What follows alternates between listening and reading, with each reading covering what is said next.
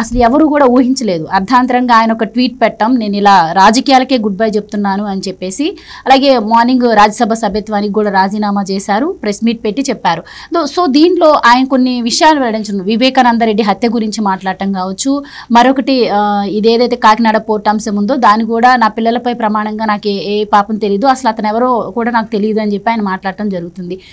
And నిన్నటి ట్వీట్లో కూడా ఇటు జగన్మోహన్ రెడ్డి గారిని కూడా ఆయన ఎక్కడ కించపరిచినట్టు మాట్లాడలేదు, అలాగే చంద్రబాబు గారిని పవన్ కళ్యాణ్ గారిని కూడా గౌరవిస్తూనే ఆయన మాట్లాడారు. ఏంటి సార్ అసలు ఇంత సడన్ డెసిషన్ ఆయన ఎందుకు తీసుకున్నారంటారు? దీని వెనక ఏమైనా పొలిటికల్ వ్యూహం ఉండే అవకాశం ఉంటుందంటారా? మీరేం చెప్తారు? ఆయన రాజకీయ వ్యూహం అయ్యే ఉంటుంది, కానీ ఒక దొంగ చార్టెడ్ అకౌంటెంట్కి రాజకీయ వ్యూహాలు ఏముంటాయి? అదేమీ లేదు.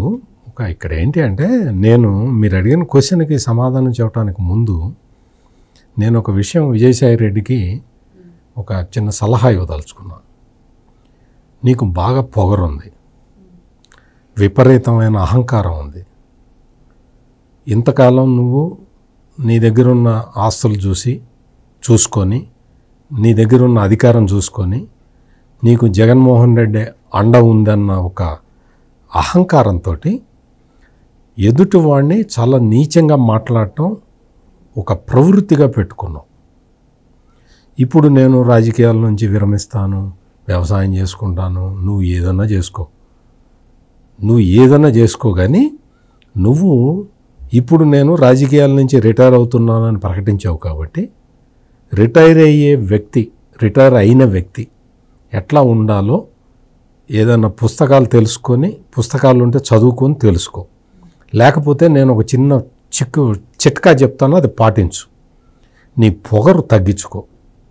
నువ్వు పక్క వ్యక్తితో మాట్లాడే విధానం మార్చుకో. ఇందాక ప్రెస్ కాన్ఫరెన్స్లో నేను బాగా గమనిస్తూ ఉన్నాను, జర్నలిస్టులని చూపించి జర్నలిస్టులని అత్యంత చులకన భావంతో మాట్లాడాడు ఈ రోజుకి ఈ విజయసాయి రెడ్డి. మీరు ప్రస్తావించినట్టు వివేకానంద రెడ్డి మర్డర్ కేసు గురించి అక్కడ మర్డర్ జరిగి మనిషి కత్తి గొడ్డలి వేటుతోటి అక్కడ మనిషి పడుంటే నువ్వు ఎట్ట చెప్పావా, నువ్వు గుండెపోటుతో మరణించాడని ఎట్ట చెప్పావని అడిగాడు రిపోర్టరు. తప్పేంటి? ఆ రిపోర్టర్కి నువ్వు బాధ్యతతోటి సమాధానం చెప్పాలి. ఏం చెప్తున్నావు నువ్వు నీ పొగరు ఇంకా దిగలేదు, ఇంకా దిగుతుంది, ఇంకా పొగరు దిగాలి. నీకు పొగరుతోటి సమాధానం చెప్తావా? ఒక జర్నలిస్ట్ అడిగితే నువ్వు పోలీసులు ఇంట్రాగేషన్ చేసినట్టు చేయకూడదు, నువ్వు ఒక రిపోర్టర్ లాగా అడుగు అంటావా? రిపోర్టర్ కాబట్టి అడుగుతున్నాడు. పోలీసులు అయితే అట్లా అడగరు. తెలుసుకో విజయసాయి రెడ్డి, నీకు ఇంకా అనుభవం రాలేదు. వచ్చి ఉంటుందిలే, అప్పుడు ఆ చెంచల్గూడ జైల్లో వచ్చి ఉంటుంది, కానీ మర్చిపోయి ఉంటాడు, చాలా కాలం అయింది కదా. ఒక జర్నలిస్ట్ని పట్టుకొని నువ్వు క్వశ్చన్ అడగటం నేర్చుకో, నువ్వు సమాధానం చెప్పడం నేర్చుకో ఫస్ట్. విజయసాయి రెడ్డి, నువ్వు రిటైర్ అయ్యావు, చక్కగా రిటైర్ అవుతున్నానని ప్రకటించావు, వ్యవసాయం చేసుకో, మళ్ళీ దొంగ కంపెనీలు పెట్టించుకో, నువ్వు ఏదైనా చేసుకో.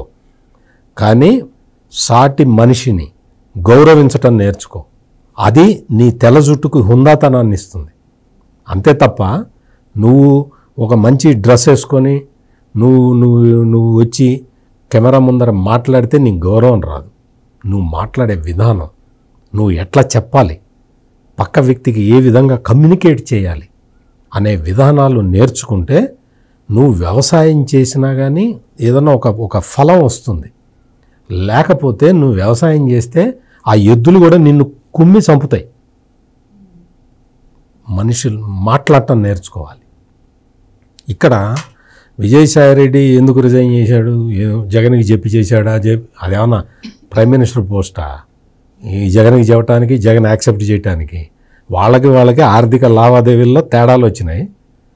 ఆ డబ్బులన్నీ తీసి డబ్బులన్నీ లెక్క చూసి తీసుకొచ్చి రిటర్న్ కట్టమని చెప్పాడు.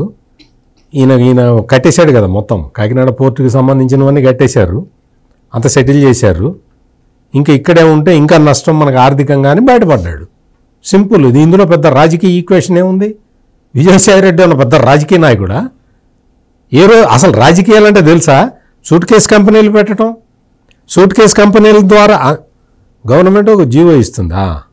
అంటే వాళ్ళ నాన్న జగన్ వాళ్ళ నాన్న అధికారంలో ఉండగా ఒక జీవో ఇస్తుందా?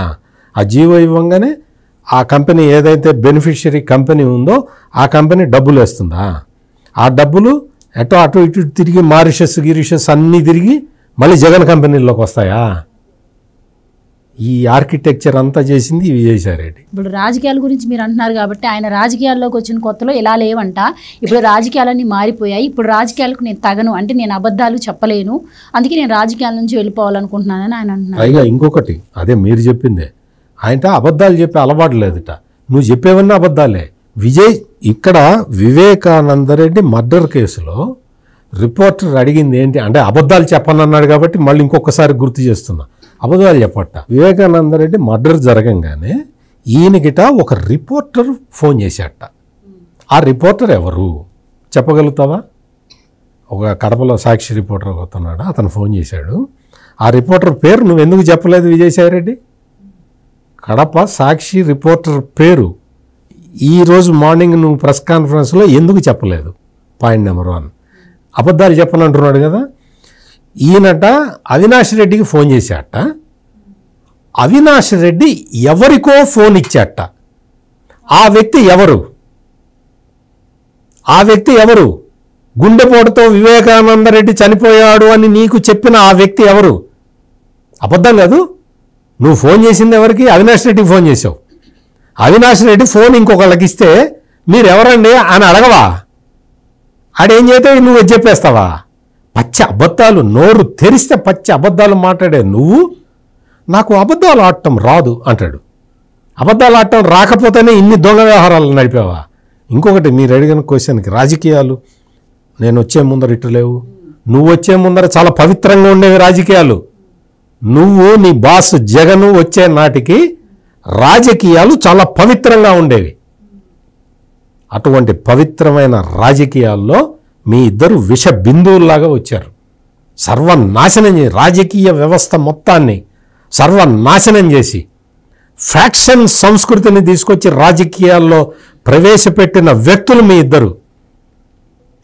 విజయసాయిరెడ్డి భారతీయ జనతా పార్టీ రాష్ట్ర శాఖ అధ్యక్షురాలు దగ్గుబాటి పురంధేశ్వరి మీద పెట్టిన ట్వీట్లు ఒక్కటి చూస్తే అవి మొత్తం దగ్గుబాటి పురంధేశ్వరి మీద పెట్టిన ట్వీట్లు మొత్తాన్ని ఒక బుక్కులాగా పబ్లిష్ చేస్తే ఈ వ్యక్తి అసలు ఎటువంటి పక్క వ్యక్తుల మీద వ్యక్తిత్వ హననానికి ఏ విధంగా పాల్పడతాడనేది చాలా సుస్పష్టంగా అర్థమవుతుంది. మహిళ మీద అంటే నేను ఎగ్జాంపుల్ పురంధేశ్వరి ఎగ్జాంపుల్ ఎందుకు చెప్తున్నానంటే మహిళని కించపరచడంలో ముందు వరుసలో ఉండే ఈ విజయసాయిరెడ్డి ఈ రోజున వచ్చి నాకు అబద్ధాలు ఆడటం రాదు అని చెప్తాడేంటి?